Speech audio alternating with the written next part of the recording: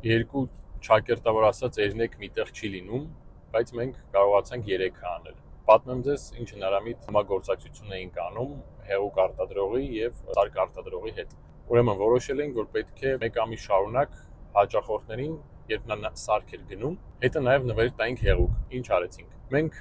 հեղուկ արտադրողին գրեցինք դրա մասին, որ որոշել ենք ինչ-որ մի սարքի հետ ձեր հեղուկները նվեր տալ, դեռևս պայմանավորվածություն չունեինք սարք արտադրողի հետ։ Եվ ասացին դուք ինչ կարող եք ձեր կողմից առաջարկել։ Նրանք ասացին նշեք ինչ քանակ եք պատրաստվում, կքննարկենք, մենք ձեզ անվճար կուղարկենք այդ հեղուկները։ Մենք նրանց հայտնեցինք ինչ քանակա պետք, նաև դրա հետ մեկտեղ միաժամանակ խոսեցինք սարք արտադրողի հետ։ Ասացինք, որ այսինչ հեղուկների բրենդի հետ ունենք պայմանավորվածություն եւ հիմա հերթը սարքերինն է։ Դուք ինչ կարող եք ձեր կողմից առաջարկել, որպեսզի հենց ձեր սարքը